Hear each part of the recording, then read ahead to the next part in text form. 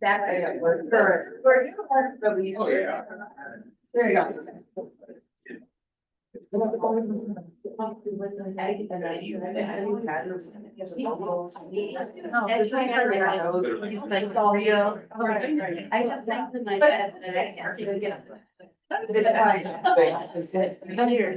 Now. It's a little bit like us. Whoa. I know, I thought about that. I heard you. Yeah.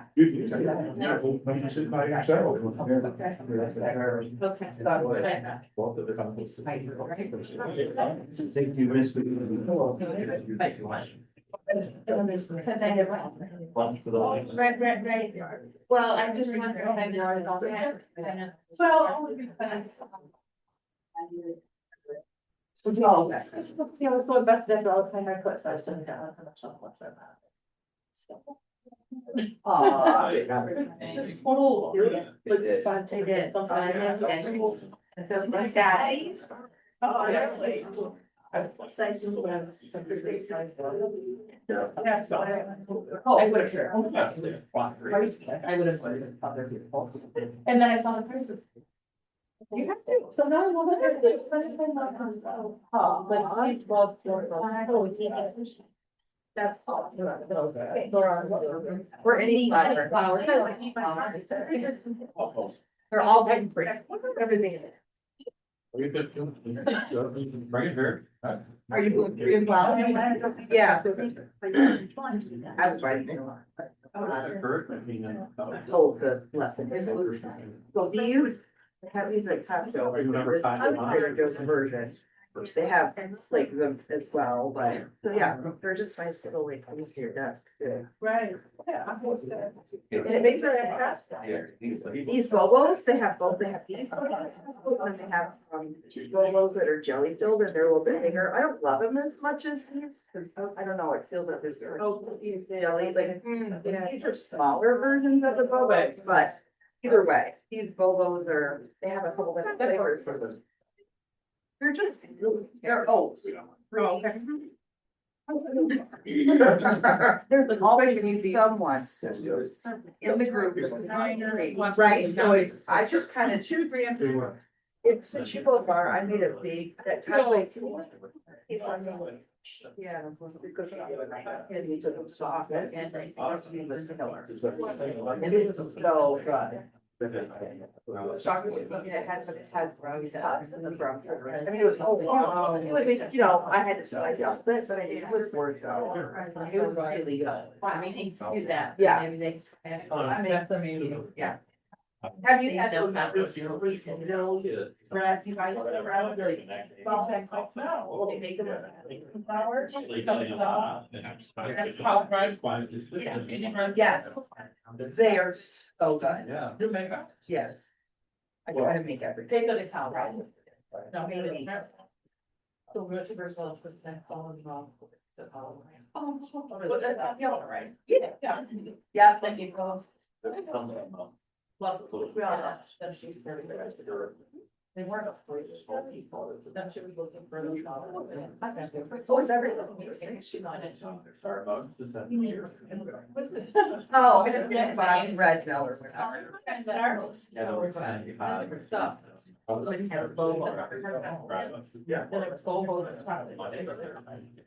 I made some of the mix, but I found some. That's just good. Faster to do. Yeah. Oh, I stopped there today, Josh. Are we just waiting on the coffee? That is, Sure. okay. Yeah, I figured. But I could, Yeah, that's all good. I just want to make sure it's not, it wasn't hiding somewhere.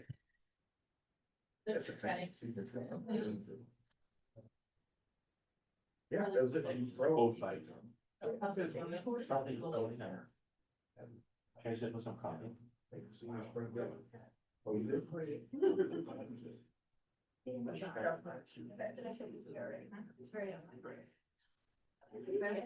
Right? They sell them everywhere, but these other ones, like I shot. Like it's a new food relay brand that's in my house. My life is. It's really. Yeah. Well, yes. Oh, well, so something, that's whole thing. That's great. That's what I heard you say that. I just. So why not? Yeah, for a long time I tried to do. Everyone wants it, everything I'm like. I tried to deny it. Last time. To be a nice. Trader Joe's has the best stuff. They're probably, I don't know, it's not so different. Like, that was like. And they're right practice, like, when you're in front of everybody, right, like. And they take this, like, three different. Yeah. Have to be intentional. Church, unless you. Data.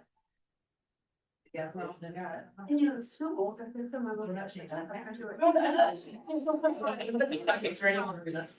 Did you go on Wednesday? And my was down here. I'm sure. Well, you have to do that. Oh, Yeah. Yes. That's what that was. I remember that now. Yes, she's. Yeah, it's not good. Hindsight is always 25 years, my mom would say. Yeah. Yeah, we had, Hey, Amber. we bought starters. But we lost that. And she's a little house, so she was. We waited. There was one night. You don't know what you're. My son was essentially on top. And then it's because we were. Well, actually, we're just starting. Is it ever sprayed or? No, that's what they have in the, Always whatever they in have. the, I think they have that and cherry coke. Oh, okay. So, and I like root beer. Dave, Dave, didn't get her. Yeah. Oh, you're in there. Andrew's looking at me like, why? Why did this reject? But I get to run this down. I was gonna say, right? I mean, they're not. Now. They got that. Yeah. So big and soda. I don't think it was for us. Hydrogen peroxide? Yeah, I did. In here. Oh, yeah. Okay, so they use the same that. So they're. Well, there you go. You'll have here. Teenagers are talking about growth a little bit. Yeah, you never did it. Yeah. They're able to open up. Yeah. They're project manager. Yeah. Like you are. We don't have to worry. She's been down to check. Yeah. So, And I was kind of a council. yeah, no. No, she's checking on it. Yeah. Well, I mean, it's, yeah. Yeah, and I already said it. Guys, she's checking on the copy right now, but a couple quick things. One, Josh, will you hold your book up or Pam? So that book right there, that copy and this book online are the same. This just has more like scholarly apparatus. So if you I want. didn't get that. Yeah, no, I think that's cheaper. Get this, Yeah, right? Yeah. There you go, Josh. it'll be less interrupted with footnotes, or endnotes, I guess. But yeah, I'll send out a link tomorrow, or probably today, this afternoon, with tomorrow's reading, or tomorrow, next week's stuff, and then also just a link to find that specific one. I Yeah, did go to 3 different little libraries, used book sales. They don't, this isn't like it's popular used book. yeah, that's fair. And then I also went to Schuler, their used book sale and they're new and they don't have. it. So, Wow, just FYI, don't waste any more Yeah. time. Just go to. just go to Amazon and work. That's Go fair. to Amazon. Yep. Yeah, unfortunately. And then also, who likes reading aloud? Like actually doing the reading? Okay, anybody else? Okay, so we're gonna do is we're just gonna read his first deliberation is much shorter than the rest of them. So we're just gonna read it all out today. I timed myself on a couple pages and it comes out to like 28 minutes of reading. So it's about what I would teach anyway. while we're reading, if you just want to like circle stuff or like make a mark on your copy, yeah. And then we can, you'll have a mark to go back to and we talk about it. That way we don't have to think all the way through it. But here, is it here? No, there's Oh. nobody making. Oh, then we're fine. That's good. I was glad to. Does somebody want to? The coffee house has Keurig. That's what you want to know. Goodness. All right, I am going to start just by reading the prayer as a prayer. I'm going to pray the prayer that he has, and then I'll just start reading, and then I'll ask somebody to take over in a little bit. How can one speak properly about love if you were forgotten, you God of love, source of all love in heaven and on earth, you who spared nothing but in love gave everything, you who are love, so that one who loves is what he is only by being in you. How could one speak properly about love if you were forgotten, you who revealed what love is, our Savior, you are Savior and Redeemer, who gave yourself in order to save all? How could one speak properly of love if you were forgotten, you Spirit of love, who take nothing of your own, but remind us that love's sacrifice. Remind the believer to love as he is loved and his neighbor as himself. O eternal love, you who are everywhere present and never without witness where you are called upon, be not without witness in what will be said here about love or about works of love. There are indeed only some works of love that human language specifically and narrowly calls works of love, but in heaven, no work can be pleasing unless it is a work of love. Sincere and self-renunciation, a need in love itself, and for that very reason, without any claim of meritoriousness. All right. Love's hidden life and its recognizability by its fruits. Luke 6:44. Every tree is known by its own fruit, for figs are not gathered from thorns, nor are grapes picked from a bramble bush. If it were so, as conceited sagacity, proud of not being deceived, thinks that we should believe nothing we cannot see with our with our physical eyes, then we first and foremost ought to give up believing in love. If we were to do so and do it out of fear lest we be deceived, would we not then be deceived? We can, of course, be deceived in many ways. We can be deceived by believing what is untrue, but we certainly also are also deceived by not believing what is true. We can be deceived by appearances, but we certainly are also deceived by the sagacious appearance, by the flattering conceit that considers itself absolutely secure against being deceived. Which deception is more dangerous? Whose recovery is more doubtful? That of the one who does not see, or that of the person who sees and yet does not see? What is more difficult, to awaken someone who is sleeping, or to awaken someone who, awake, is dreaming that he is awake? Which is sadder, the sight that prompts and unconditionally moves one to tears, the sight of someone unhappily deceived in love, or the sight that in a certain sense could tempt laughter, the sight of the self-deceived, whose fatuous conceit of not being deceived is indeed ridiculous and laughable, if the ridiculousness of it were not an even stronger expression for horror, since it shows that he is not even worthy of tears. To defraud oneself of love is the most terrible, is an eternal loss, for which there is no compensation either in time or in eternity. Ordinarily, when it is a matter of being deceived in love, however different the case may be, the one deceived is still related to love, and the deception is only that the love was not where it was thought to be. But the self-deceived person has locked and is locking himself out of love. There's also talk about being deceived by life or in life, but the one who in his self-deception deceived himself out of living, his loss is irreparable. Even for someone who all his life has been deceived by life, eternity can have rich compensation in store, but the self-deceived person has prevented himself from winning the eternal. Indeed, what has the person actually lost who, because of his love, became a victim of human deception if it turns out in eternity that love remains, whereas the deception has ended? But the person who very ingeniously deceived himself by sagaciously walking into the trap of sagacity, even if all his life and he in his own conceit counted himself happy, what has he not lost when in eternity it turns out that he has deceived himself? In temporality, a person can perhaps succeed in being able to dispense with love. He can perhaps succeed in slipping through time without discovering the self-deception. he can perhaps succeed, how terrible, in becoming, in a delusion, proud of being in it. But in eternity, he cannot dispense with love and cannot avoid discovering that he forfeited everything. How earnest existence is, how very terrible it is precisely when it in punishment permits the self-willful person to go his own way. So he is allowed to go on living, proud of being deceived, until eventually he is allowed to verify that he deceived himself forever. Truly, eternity does not let itself be mocked. Instead, it is something that does not even need to use force, but, omnipotent, uses a little mockery in order to punish the presumptuous person dreadfully.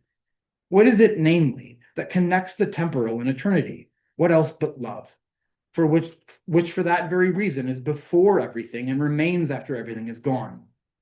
But precisely because love is eternity's bond in this way, and precisely because temporality and eternity are heterogeneous, love can seem a burden to temporality's earthly sagacity, and therefore, in temporality, it may seem to the sensate person an enormous relief to cast off this bond of eternity. To be sure, the self-deceived person thinks that he is able to console himself, indeed, that he has more than conquered. In his foolish conceit, he is kept in the dark about how disconsolate his life is. That he has ceased to sorrow, we shall not deny, but of what benefit is it that when that when it would be to his salvation to begin in earnest to sorrow himself? The self-deceived person may even think he is able to console others who became victims of perfidious deception.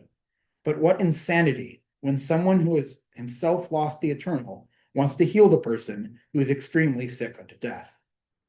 By a strange self-contradiction, the self-deceived person may even think that he is being sympathetic with the unhappy one who's been deceived. But if you carefully take note of his consoling words and therapeutic wisdom, you will recognize love by its fruits, by the bitterness of the mockery, by the acridity of the sensibleness, by the poisonous spirit of distrust, by the biting cold of callousness. That is, it will be recognizable from the fruits that there is no love within. Somebody want to take over? By the fruits we know the tree. Grapes are not gathered from thorns or figs from thistles. If you want to gather them there, you will not merely gather in vain, but the thorns will show you that you are gathering in vain. Every tree is known by its own fruit. It may so happen that there are two fruits that look very much alike. The one is healthful and delicious, the other tart and poisonous. Sometimes the poisonous fruit is also delicious, and the healthful fruit bitter in taste. In the same way, love also is known by its own fruit.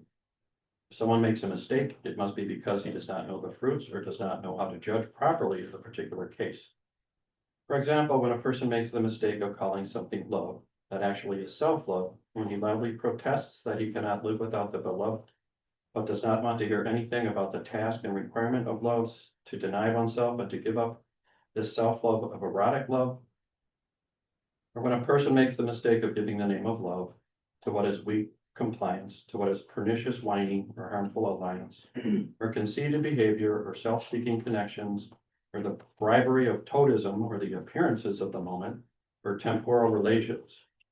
True, there is a flower called the flower of eternity. But strange to say, there is also a so-called everlasting flower that, like perishable flowers, blooms only at a certain time of the year. What is mistake to call the latter a flower of eternity? Yet in the moment of blossoming, it is very deceptive. But every tree is known by its own fruit. So also is love known by its own fruit, and the love that Christianity speaks of is known by its own fruit, that it has within itself eternity's truth. All other love, whether it finishes flowering early, humanly speaking, and is changed or lovingly lasts its temporal season, is still perishable and merely blossoms. This is its frailty and its sadness. Whether it blossoms for an hour or for 70 years, it merely blossoms. But Christian love is eternal. Therefore, no one, if he understands himself, would think of saying of Christian love that it blossoms. No poet, if he understands himself, would think of singing its praises. What the poet sings about must have the sadness, which is the riddle of his own life, that it must blossom and, alas, must perish. But Christian love abides, and for that very reason it is. What perishes blossoms, and what blossoms perishes, but something that is cannot be sung about. It must be believed and it must be lived.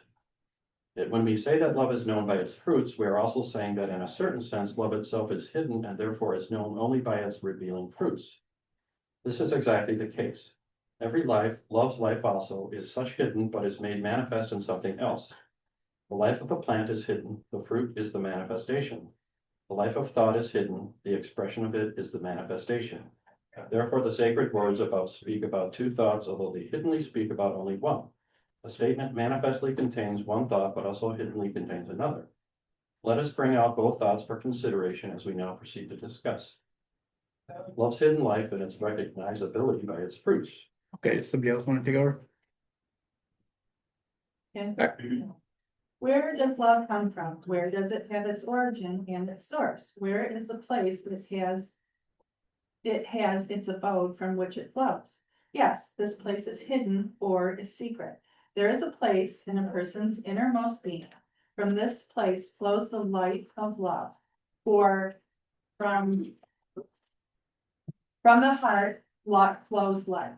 But you cannot see this place. However, deeply you penetrate, the origins eludes you in remoteness and hiddenness.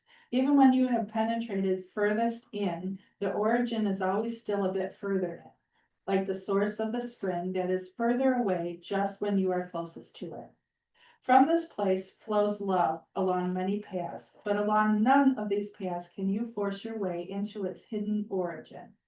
Just as God dwells in a light from which flows every ray that illuminates the world, yet no one can force his way along these paths in order to see God. Since the paths of light turn into darkness when one turns toward the light, so love dwells in hiding or is hidden in the innermost being. Just like the gush of the spring lures by the murmuring persuasion of its rippling, indeed, almost pleads with a person to walk along that path and not inquisitively want to force his way to find its source and disclose its secret. Just as the sun's rays invite a person to behold the glory of the world by their head, but warmingly punish the presumptuous one one with blindness when he wants to turn around in order inquisitively and brazenly to discover the origin of the light. Just as faith, beckoning, offers to be a person's companion on life's way, but petrifies the brazen one who turns around to grasp it brazenly. In the same way, it is love's desire and wish that its secret source and its hidden life in the innermost being may remain a secret, that no one inquisitively and brazenly will force his way in disturbingly in order to see that which he cannot see anyway without forfeiting, because of his curiosity, the joy and blessing of it. The suffering is almost always painful when the physician is compelled to cut and penetrate into the more vital and therefore the hidden parts of the body. Likewise, suffering is also the most painful and also the most pernicious when someone, instead of being gladdened by love in its manifestations, wants to take delight in fathoming it, that is, in disturbing it. Either you want to read from there? Sure. Love's hidden life is in the innermost being, unfathomable, and then in turn in an unfathomable connectedness with all existence. Just as the quiet lake originates deep down in hidden springs no eye has seen, so also does a person's love originate even more deeply in God's love. If there were no gushing spring at the bottom, if God were not love, then there would be neither the little lake nor a human being's love. Just as the quiet lake originates darkly in the deep spring, so a human being's love originates mysteriously in God's love. Just as the quiet lake invites you to contemplate it, but by the reflected image of darkness prevents you from seeing through it, so also the mysterious origin of God of love in God's love prevents you from seeing its ground.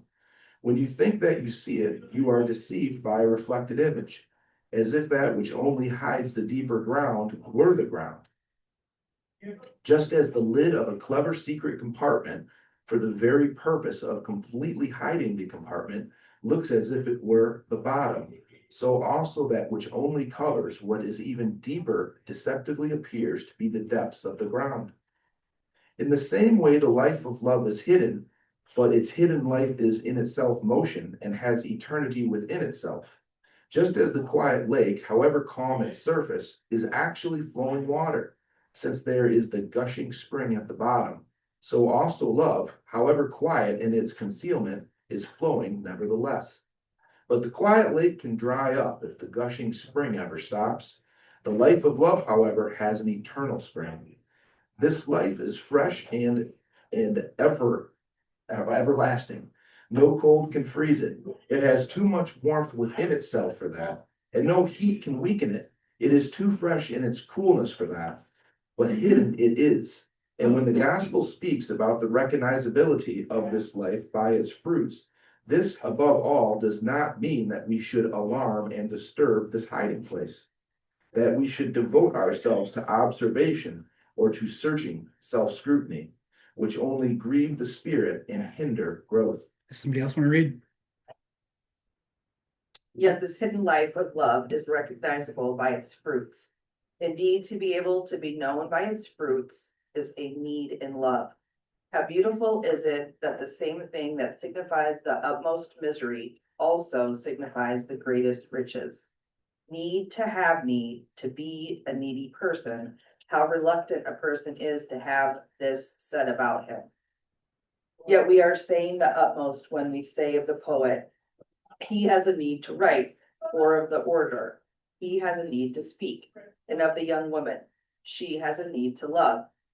Ah, how rich was even the neediest person who ever lived, but who still has had love compared with him, the only real pauper who went through life and never felt a need for anything.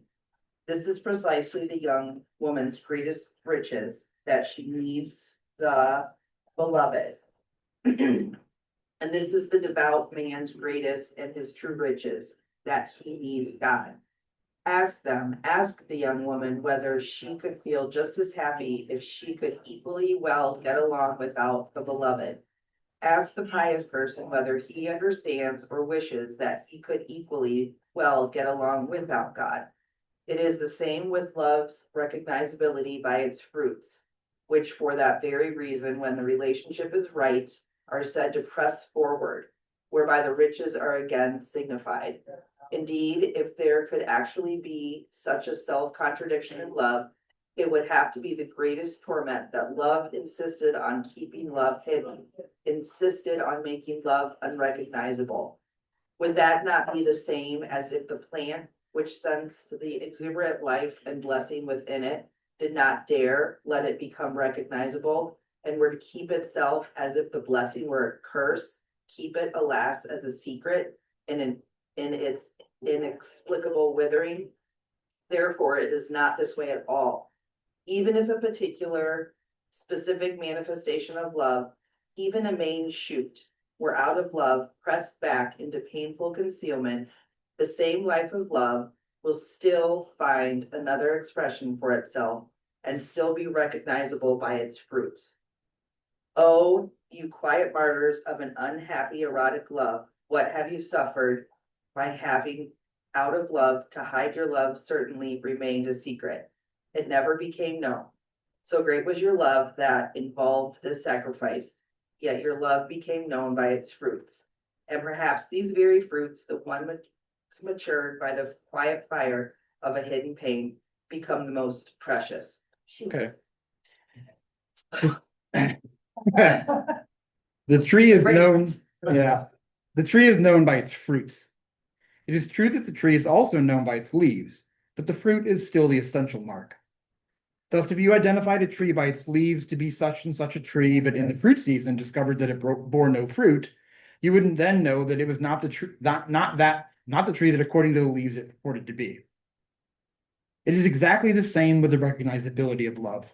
The Apostle John says, "Little children, let us not love in word or speech, but in deed and truth." To what can we better compare this love in words and platitudes than to the leaves of the tree? Words and phrases and the inventions of language may be a mark of love, but that is uncertain. In one person's mouth, the same words can be so full of substance, so trustworthy, and in another person's mouth, they can be like the vague whispering of leaves. In one person's mouth, the same words can be the blessed nourishing grain. In someone else's, like the sterile beauty of the leaf. But you should not, for that reason, hold back your words any more than you should hide visible emotion if it's genuine, because this can be the unloving committing of a wrong, just like withholding from someone what you owe him.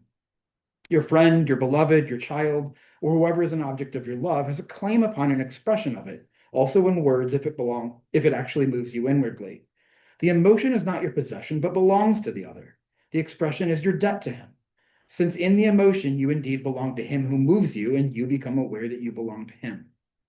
When the heart is full, you should not enviously and superiorly, shortchanging the other, insult him by silently buttoning your lips. You should let the mouth speak out of the abundance of the heart.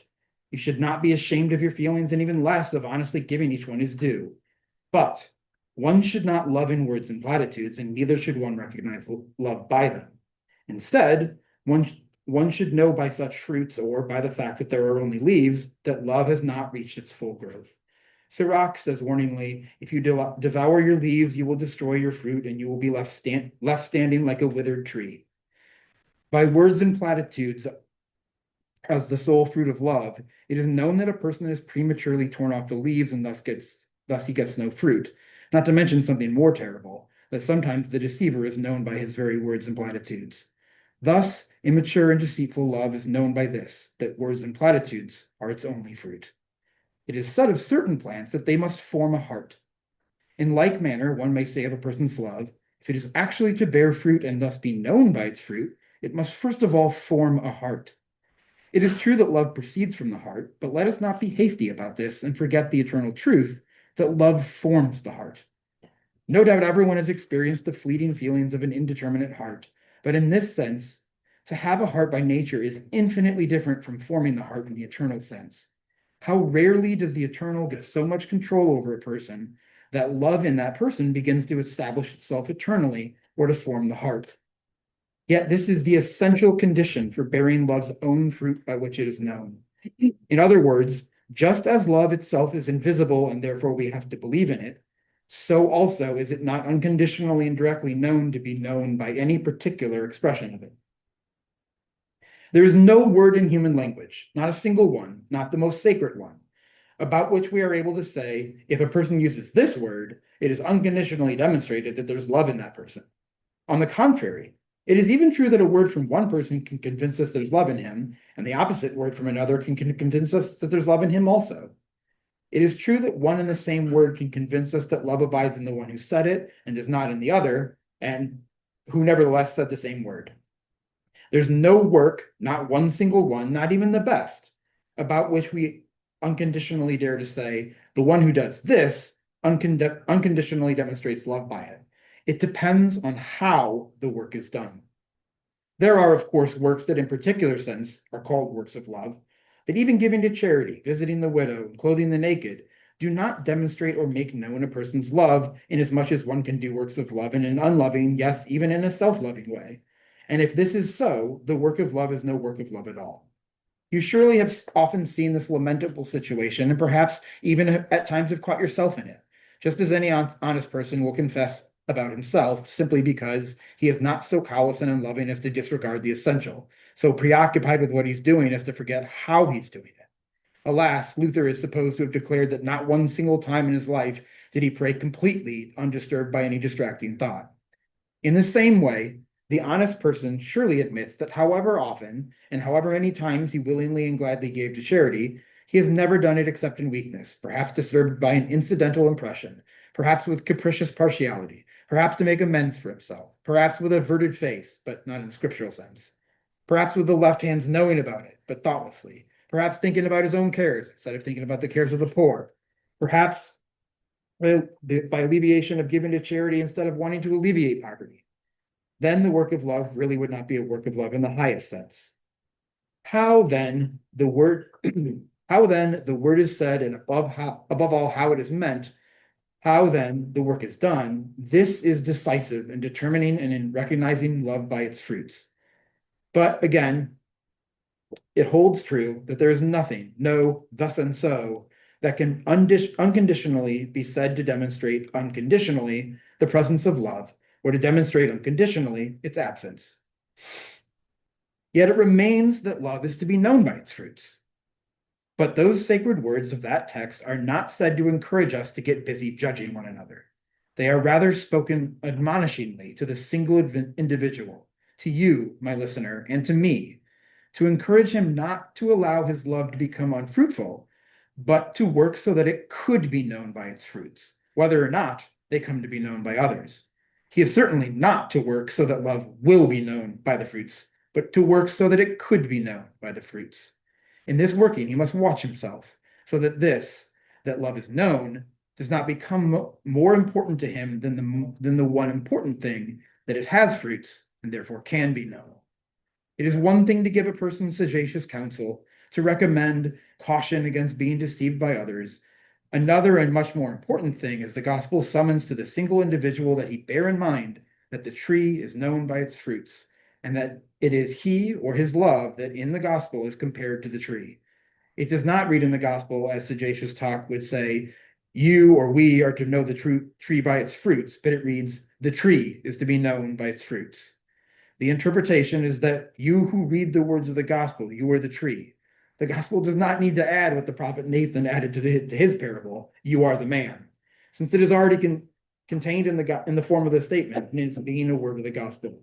The divine authority of the gospel does not speak to one person about another, does not speak to you, my listener, about me, or to me about you. No, when the gospel speaks, it speaks to the single individual. It does not speak about us human beings, you and me, but speaks to us human beings, to you and me. And what it speaks about is that love is to be known by its fruits. Somebody want to take over again? Got it.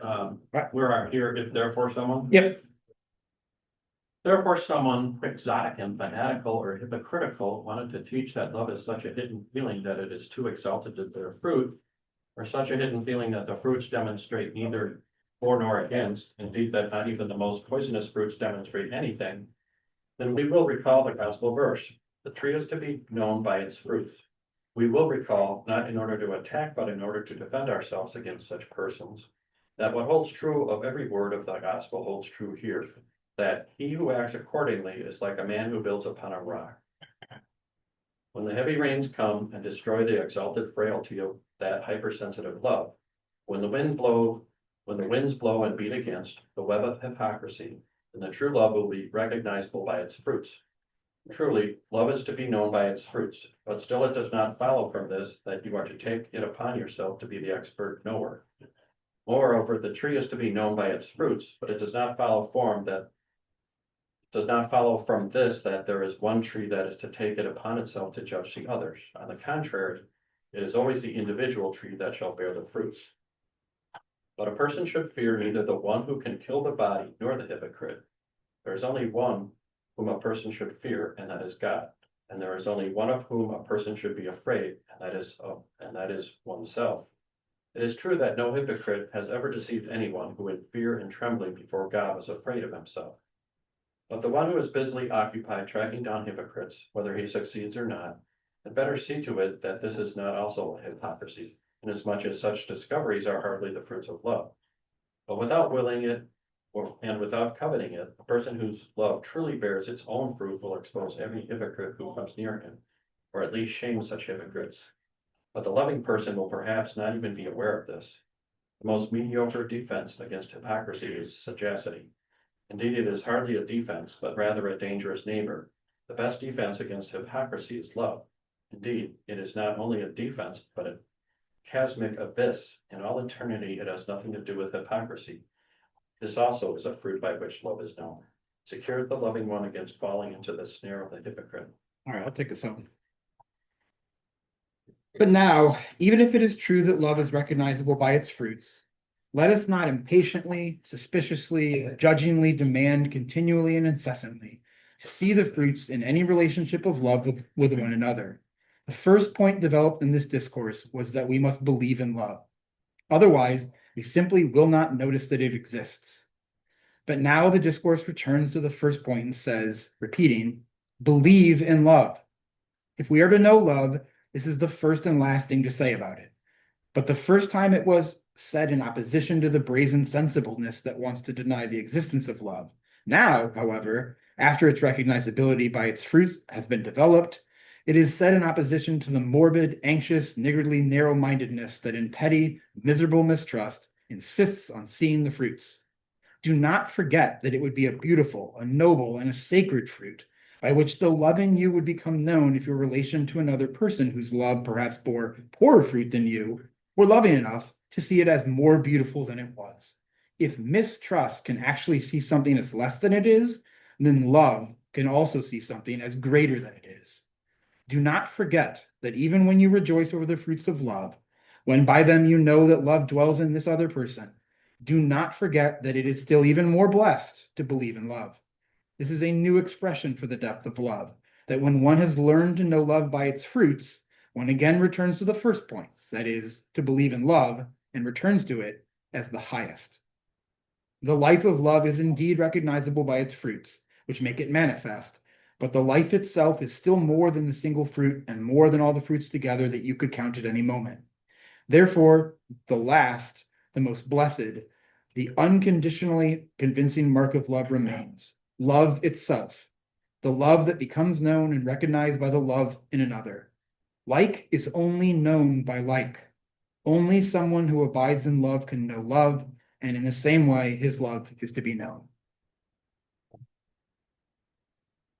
Thanks for reading, guys.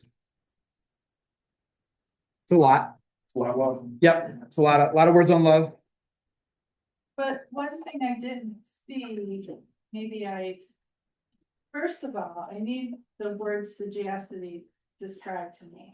But also, like, to me, what the bottom line is, or what wasn't said, maybe, was that, you first have to believe that God is love. Or is that implicit? It's implicit, yeah. Okay. He's speaking to Christians. Yeah. They're Christian deliberations. So they're So basically, The next step beyond just simply believing that God is love. yes, Is the yeah, next step. yeah. Okay. Yeah. So sagacity. That just means worldly wisdom. Okay. Yeah. Like the idea. When you talk about sagacity, think of somebody who's kind of I'm trying to find a better word for blowhard. Like somebody who's thinks that they know everything and doesn't actually. Yeah. So the most mediocre defense against hypocrisy is sagacity, or is thinking I know everything. Yeah. Or that I can avoid hypocrisy just by my own wisdom. And I can't, because as he comes back to again and again, we're self-deception machines. We're very, very, very good at deceiving ourselves. Mhm. What else stuck out?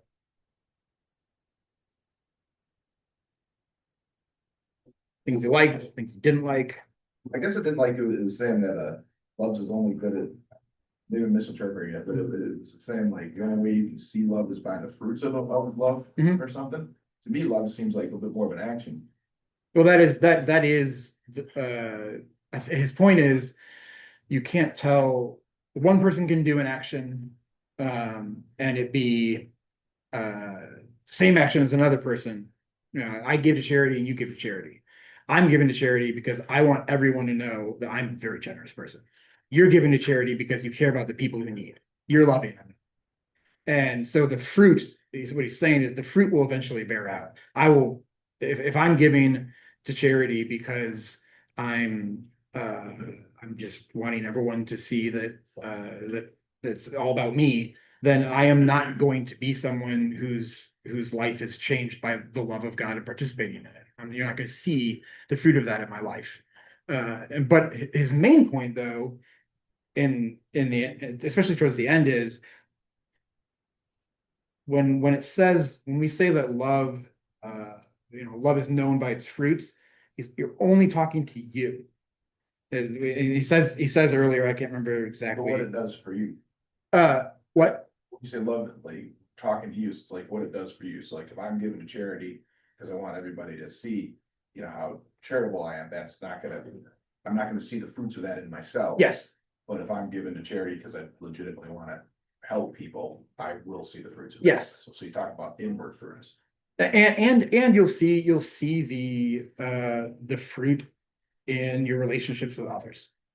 Like, when you love others well, you are going to have relationship, and obviously, you know, Jesus' words that, you know, brother and sister will, you know, families will split. Yes, obviously it's not going to make every situation in your life better, every relationship in your life better. But on the whole, if you are loving others well, you're going to have better relationships. You're going to have fruits of that in your own life, and you're going to see the fruits in their lives. Like when and he's going to go on to say this, you know, when he talks about love covers a multitude of sins, you know, that very last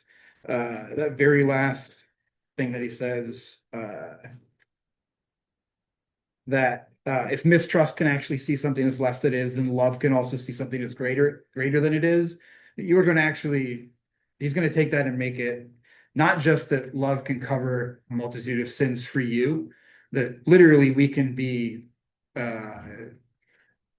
essentially little Christs to each other. That we can not actually eternally forgive sin, but we can make it so that their sin doesn't exist for us by loving well, and that's a fruit. So, but I think the main thing is that that we avoid judging. The only thing that like love is known by its fruits for us, and like we can judge love's fruits, but we can't judge that it's not fruit. Does that make sense? But Someone's in the waiting room. oh, that's interesting. My bad, Carol. Thank you. I don't know what to do with. Yeah, we don't need that. Other questions, thoughts? Did that answer the question? Yeah. I feel like I went a little sideways. That was can be seen by others, but you're talking about like more inward fruit and the results.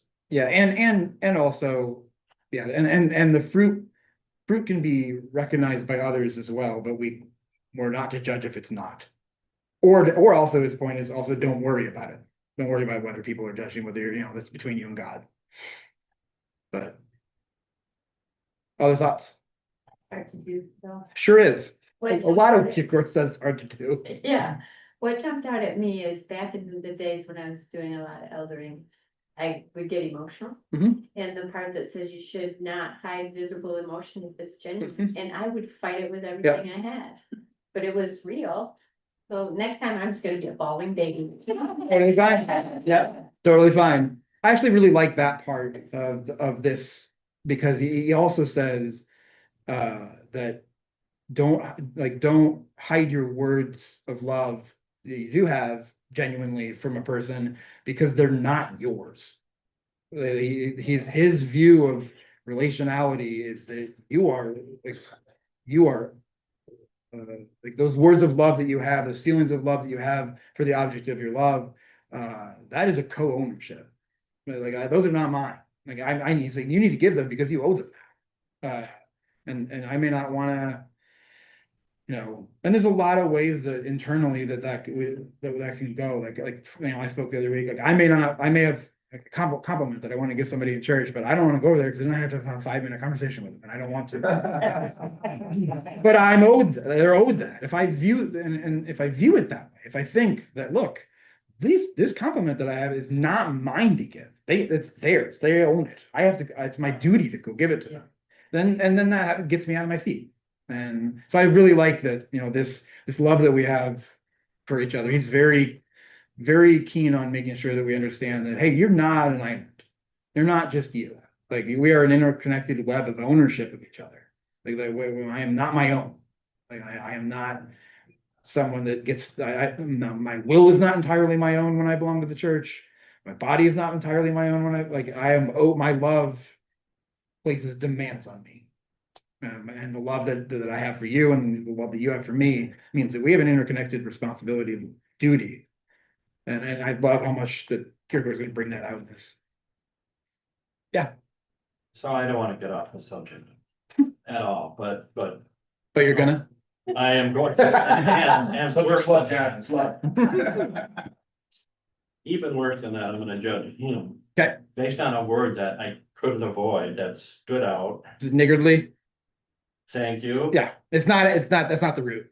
Good. Yeah, it's not, that's not, the root. Yeah. I wouldn't have said it if that was the root. There's an A in there, not an E.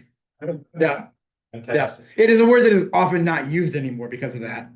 But it does have a very, yes, it is not And I the, saw it just right in the middle of these Yeah. words like Yeah. poisonous and morbid and Yeah. all these negative words and Yeah. toss that one in there too. no, it is a completely different Latin root than any, or etymological root than that. So. Also, I should mention it because there's a couple things that come up in this one, and there'll be a few throughout. Kierkegaard is definitely writing as a white man in like the 1840s.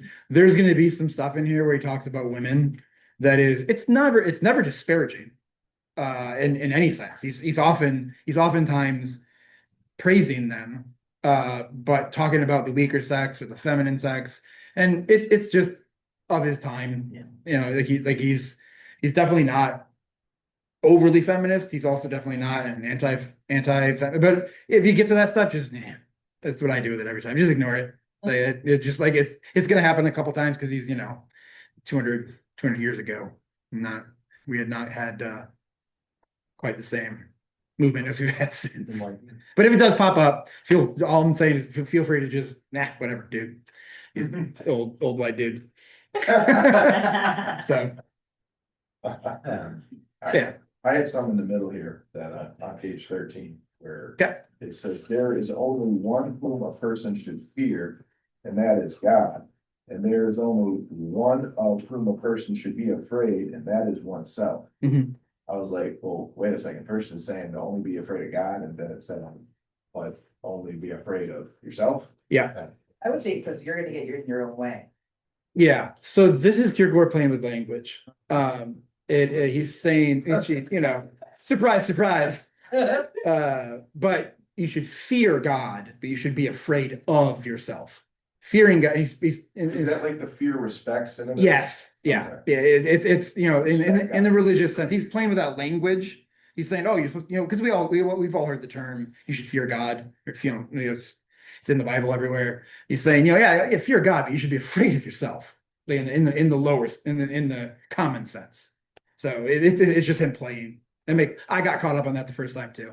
Yeah, which I actually really like that now. Like, Yeah, now that you think about that. Yeah. Okay, Yeah. What else?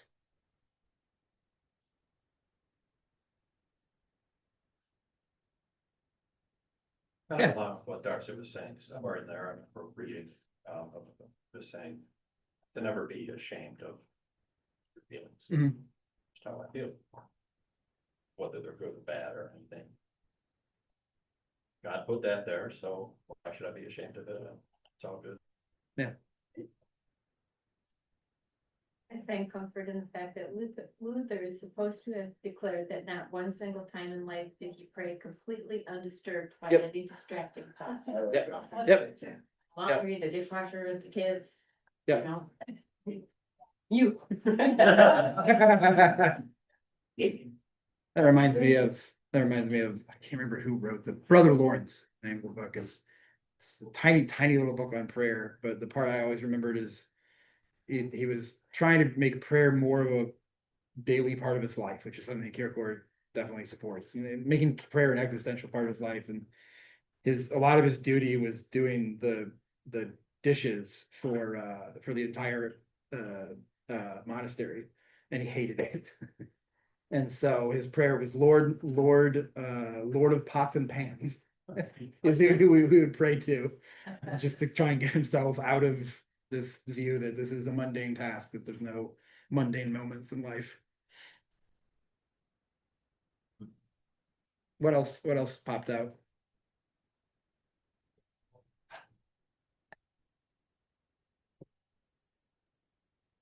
And noted, indeed, what has a person actually lost who, because of his love, became a victim of human deception? Yeah. If it turns out in eternity that love remains, whereas the deception has ended. Mhm. That kind of had me. Like, is it saying if you love, I don't know, the example could be like, I'm not going a different way, but like, you can love something that is probably not a good idea to love. Mhm. Right? But in the same sense, you can also love a person, a cause, whatever. that doesn't like love back Mhm. too, right? And is that the deception?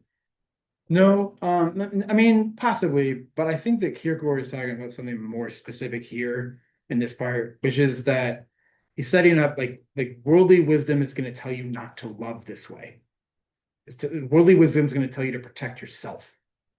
And like Christian love is saying, not only don't protect yourself, give yourself fully up, like sacrifice yourself. Just as Pastor Jesus talked about today, you're Jesus. Right before our scripture today, Jesus tells disciples, get ready to take up your cross. Like you're gonna die for this. Like so when he says that, like why would I worry if what worldly wisdom told me, that not to do this, and I'm just and I get deceived, like, oh, let's say I decide that I should give $10,000, loan of $10,000 to somebody who needs it, and then all everyone's like, don't do that, they might not pay it back. I don't know, it doesn't matter if they pay it back, and I get deceived, it never pays me back. Well, who cares? I loved, and in the eye of eternity, I'm not going to worry about whether or not I look like an idiot, or that people thought I was a fool. I'm gonna have that love, that eternal loving act, that work of love is something that will last, all through eternity. I think that's more what he's getting at, is that, like you might be deceived, you might look like fools to the world, but and at the end, that doesn't matter at all. Well, that would be like Mary Magdalene coming to the feet of Jesus. Yes. Yeah. Yeah, which is one of Kierkegaard's favorite passages. Yeah. Anybody else? Yeah. Yeah, this said that the quiet lake can dry up if the gushing spring ever stops. The life of love, however, has an eternal spring. That was just kind of like, it's an unlimited resource. Yeah. Like pretty much every other resource on the planet. That one, not only is it the most positive and most powerful, but it's unlimited. Well, and along those lines, is he saying quit spending energy on trying to figure out logic of love? Is that what he's kind of talking about with the whole lake thing, and quit trying to analyze it so much as opposed to just accepting that it's there? I mean, that's definitely not wrong. I don't know. I'm genuinely thinking, I don't know if that is what he's specifically after there. Maybe. It was some letting people looking too close at it. Well, when he's speaking about the hiddenness, it's not so much that, I mean, because he's certainly looking close at it. I know, which is kind Yeah. of weird. I don't think that he doesn't want people to look at it too close. I think he's talking about how we can't know it that way. What he's mainly saying is that like love has a hidden source, which is the inwardness. And he's going to talk a big Kierkegaardian term is hidden inwardness. A lot of what we do as Christians happens inside of ourselves, and nobody knows it unless we voice it. And it just a lot of the work, like we talked about last week, like a lot of this work, moment to moment, happens in my mind and in my heart, and between me and God, and it's just hidden. And but the way to, and a lot of the world will try to get you to decide whether or not someone's loving you in a way, this way or that way or this way. And the point is, you can't know that. You can't know, like someone can tell you oh, I love you, or I'm loving you this way, or I think this about you, but it could be lying. But the only way that is unconditionally known is by its fruit. And so I think he's saying that hiddenness, or that don't look too closely, is don't look too closely there. You're not gonna, I mean, you can think about it all you want, but I'm not gonna know. Like my wife could tell me every single moment of every day that she loves me, but if she's not actually loving me, I'm not ever going to become confident. But if the fruit of that bears out, and I see that fruit, then I'm going to know that my wife loves me. He's basically saying, look a different direction. If you want to know love, whether or not there's love, look elsewhere. But we tend to look at these other things. We tend to want to, because then especially when like when I'm having an insecure moment and I want my wife to tell me she loves me, and maybe she does, but that's nowhere near as comforting, even in the moment, as my wife just doing something out of love without it, without even my asking or without, just one of those little things that we all recognize in our relationships that like, oh, that's her way of, that's Judith loving me. And I know that because I've seen it. But Well, that this thought has come back because it came before, but is the 5 love languages, because the fruits. Like when you do for somebody, like John's a big doer for me, like does things and like that's a true, I see that fruit and I'm not as much of a doer. I don't foot love for I don't even know, but I like some of those love languages aren't as fruitful, like you don't see them hanging on the fruit. I don't know, but hanging on the tree, there we go. and this is, oh, I'm sorry, go ahead. Well, yeah, because he did say if you devour, and I don't know who Sirach is, but Sirach says warningly, if you devour your leaves, you will destroy your fruit and you will be left standing like a withered tree. I'm not sure what that means. So that's scripture. That's Sirach is one of the Apocrypha. So the books that Protestants tossed out Okay. in the Reformation. So it's Sirach and it's all intertestamental literature. So it's after the Old Testament but before the New Testament. And he's just quoting one of them. Okay. I do want to say one thing that we said though. We do need to be careful though, and this is my fault because I've used too many of these metaphors and illusions. When he's talking about love, I wish that this translation used eros and agape, the Greek words, because we know the difference between those. The Greeks or the Danish is elskov and Kierkegaard. They mean pretty much the same thing. We do need to be careful though that when we're talking about love's fruit being known, we're only talking about like works of Christian love and not relational like erotic love. Like the fruits like the way you're talking about it is true that like loving your husband or loving your wife is an act of Christian love, but if we can really easily kind of like make it about erotic love or eros in the Greek sense of just loving my wife and loving my husband, like that more limited version. The thing that makes it easy to make those metaphors is that's the one area in which eros and Christian love, eros and agape are the same. It's the only part of life that's that way. But we also tend to limit one to the other when we think about that. So you just have to be careful to make sure that when we're thinking about it, we're not always going back to marital illusions and metaphors, because you'll start to get a little bit too you'll start to reframe it in a way that's too limited. Yeah, that makes sense. Yeah. He's more talking about the wide. Yeah. Right, big cool. Yeah, the best thing you can do when you're reading this is to always be thinking about the neighbor, because he's got three deliberations in a row coming up all on the verse, you should love your neighbor as yourself. And then one of them is you shall love the neighbor. The next one is you shall love the neighbor. And the next one is you shall love the neighbor. So he's going to hit it pretty hard. But yeah, it's anytime he's talking about neighbor love. And that can be, my wife is also my neighbor. But yeah. But it's different. Yeah, it's different. And just and there's nothing wrong with taking some of that, but just make sure that it doesn't get too much involved in just those metaphors, which, like I said, I started it off, so it's not anybody's fault, mine. Anything else? All right, well, thanks for I've never actually sat and read one of them all the way out loud with a group of people. That was fun. Even in my classes I taught, we never did a whole one. Probably because they would have killed me. So this was the whole sermon?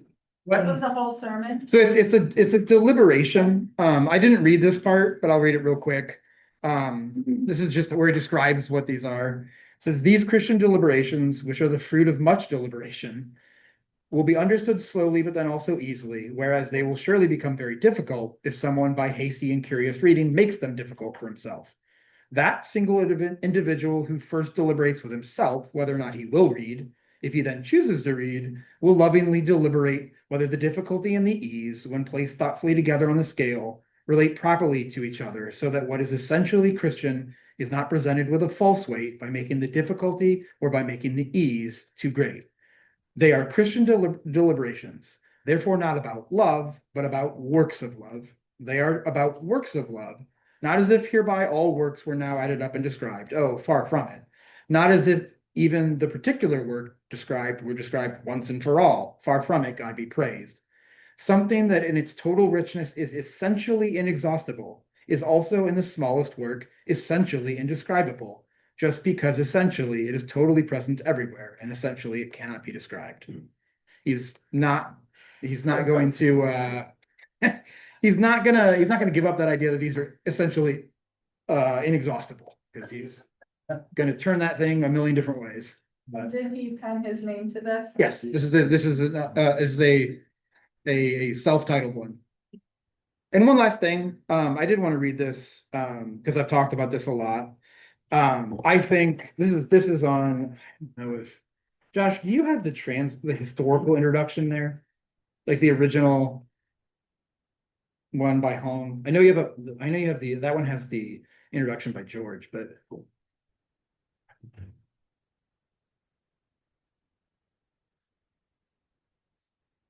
The forward, like, yeah, and then translator's introduction. yeah, Yep. okay, cool. So so this is in the translator's introduction. This is I think a really good, I'll put this in the email. This is every time you go to read works of love, it's good to read this little blurb because this is from Kierkegaard's Journals and Notebooks. It's a journal entry. But it's what he's doing in this book, and it helps me center every time I read it. So Christianly, the emphasis does not fall so much upon to what extent or how far a person succeeds in meeting or fulfilling the requirement, if he's actually striving, as upon his getting impression of the requirement in all its infinitude, so that he rightly learns to be humbled and to rely upon grace. To scale down the requirement in order to be able to fulfill it better, as if this were earnestness, that now it can all the more easily appear that one is earnest about wanting to fulfill the requirement. To this, Christianity in its deepest essence is opposed. No, infinite humiliation and grace, then a striving born of gratitude. This is Christianity. So that's Infinite humiliation and grace. yeah. So basically 3 steps: infinite humiliation on your sin, understanding that your sin is infinite, that it is before God, like we talked about last week, that it is ongoing, that it is an absolute tragedy in our lives, that it is he talks about the horror of our sin, getting that, realizing that. So basically what he's saying is we need to understand that the requirement on us from Christ, from God, is so high. We need to really realize that. Not to, no, it's not that. I should only be this good, or no, it's perfection. And because the only way that you are going to be able to rely on grace and be completely free to not even worry about your own sin is to know that it actually exists.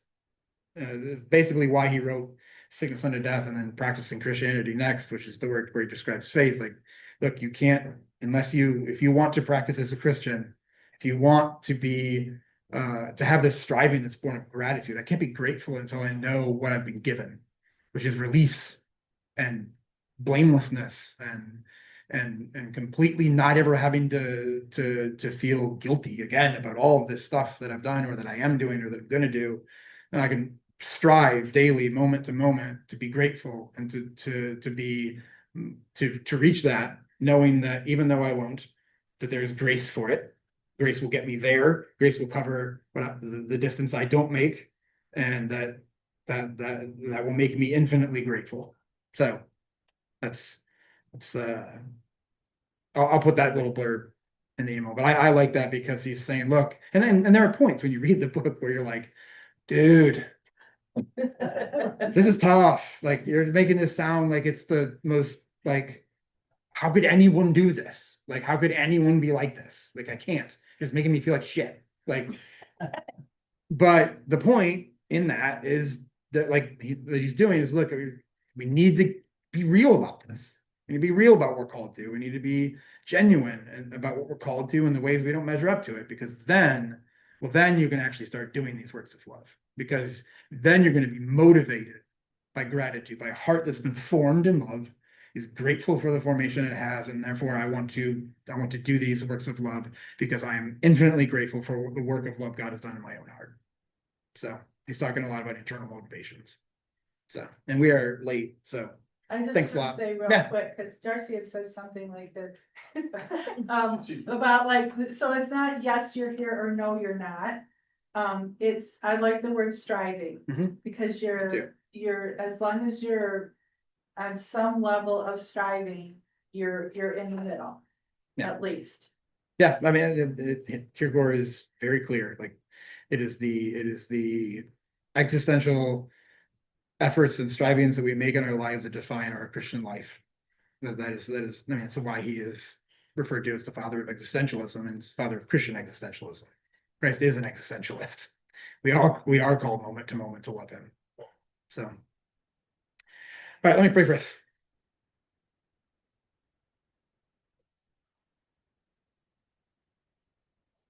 Holy Father, I am deeply grateful for the chance to talk about the ways that we fail to love and the ways that we are called to love and the ways that you are going to give us grace to love. I pray that in the next 5 weeks, as we dig into this one specific work by your faithful son Kierkegaard, that you would really work in our hearts and in our minds, and get us excited about changing our inner selves so that we can love the neighbor better. And we trust in your spirit that the good work that you have begun in us, that you will perfect, that you will bring to its completion. I pray all this gratefully in your name. Amen. And I really will send an email out tomorrow. Yeah. Okay. Yeah. To meet with, Well, you know, obviously we'll go on. Yes, that's not,